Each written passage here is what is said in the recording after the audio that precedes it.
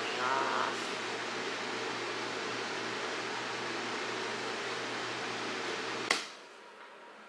Welcome to what I've read this year. To start off this year in January, I finished this book, Tuesday with Maury by Mitch Albom. So I actually picked this up near Union Square in New York for a really cheap price. So I think I got this book for maybe like $5. This book was a 5-star read for me. I really enjoyed it. He just basically talks about his relationship with his professor in college. You know, after college, Maury, he was in his last stages of life and he was just talking about his experiences in his life. So really enjoyed this, 5 out of 5. In February, I went back to Taiwan. Lunar New Year is in February, which was also the same day as my birthday. So I thought, why not go back and celebrate there. Every country that I go and visit, or like every place I go and visit, I like to go browse around the bookstores and pick up a book if I see anything interesting. I know a lot of people are really into Kindle, but I personally am a physical kind of person, so I always pick up a book when I go abroad. This one is in Mandarin. I've also just really started kind of reading it in Chinese, but I think the language interpretation and how they express their words are so beautifully different from the English language. So I picked up this book. This is called 三十有成. It's how you say it in Chinese. The author talks about the things that she's learned.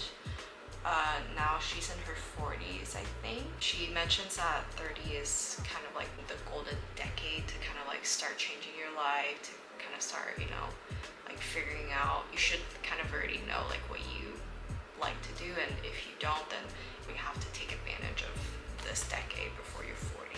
Because 30, you're like just getting off of your 20s, and in your 20s you don't really know what you're talking about. So 30, you should at least have like a direction of like where you want to go, but you still have that kind of like young spirit of working hard and, you know, trying new things and all these things. So still a good decade to explore around if you take advantage of your time. I really enjoyed this. This is by a Japanese author, translated into Mandarin. This book was a 4 out of 5 for me.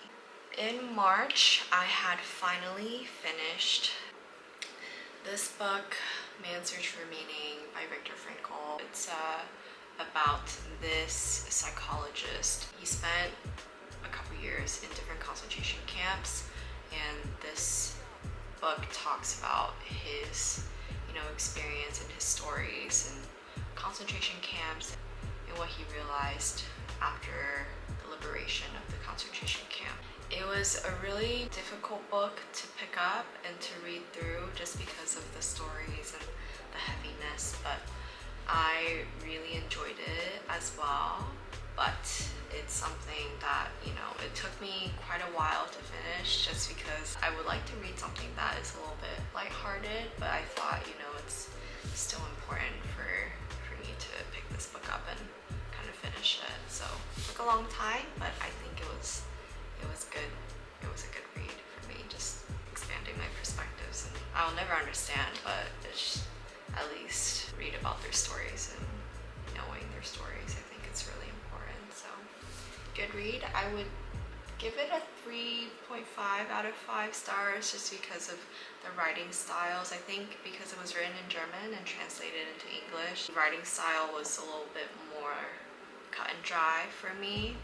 Very different than romance books. During April, I traveled around Greece. I went to Athens and Santorini. I've been wanting to pick this book up for a really long time, but they always have the hardcover version and I like the paperback version better, so I've been waiting for this to come out forever.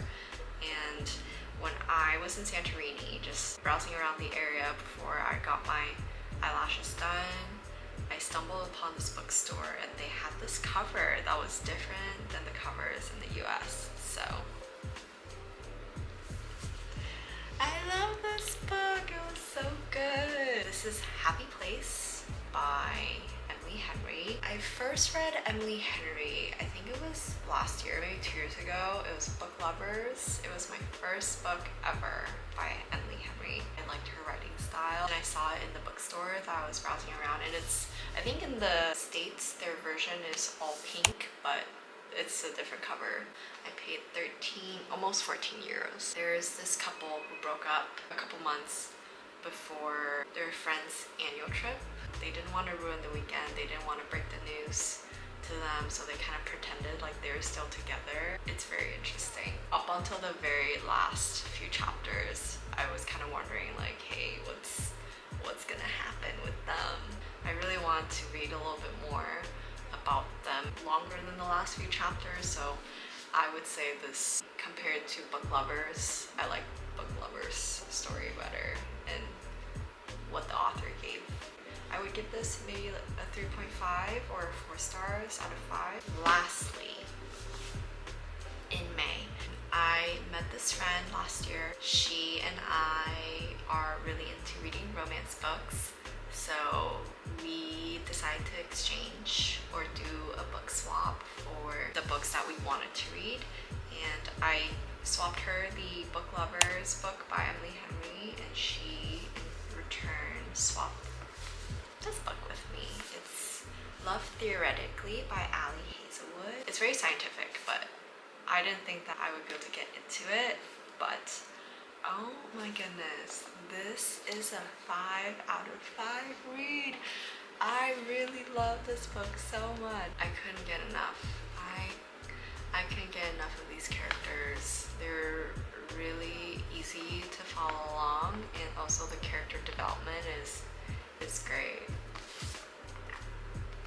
I love this book. The main character, Elsie, she's a physicist, but she doesn't make a lot of money, so on her side gig, she does like a fake girlfriend gig for, I guess, like rich guys that would just like pay her to be like their fake girlfriend for like the weekend and stuff like that. But one of her fake girlfriend's gig, the guy's older brother is important in one of the job interviews that she really wants to nail. This follows along the story of, you know, how they interact based on that. So really love this.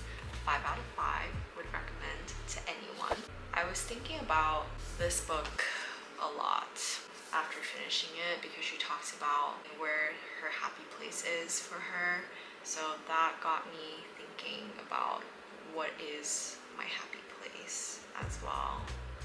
And I only came to this realization maybe last week when I was reading this book. It was last Saturday and the sun was setting, and I had just gone out of the shower. I was clean in my pajamas, and I was just in bed under a roof, comfortable with my AC, belly full, and reading this book. Like, that is my happy place. Just being able to enjoy the books in my comfort.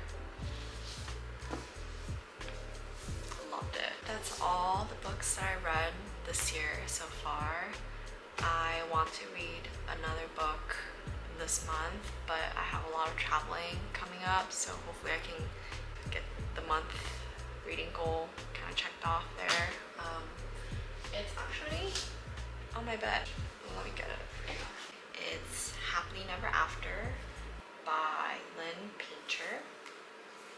I ordered a bunch of books on Amazon recently, and this is the one that I'm kind of gravitating towards. It's about these two people that are paid professionally to go object weddings.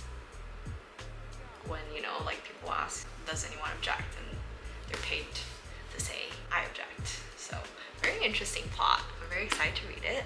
So, that'll be my book for this month. That is all. Thank you for watching, and let me know what your favorite books are. I'll speak to you guys soon. Bye!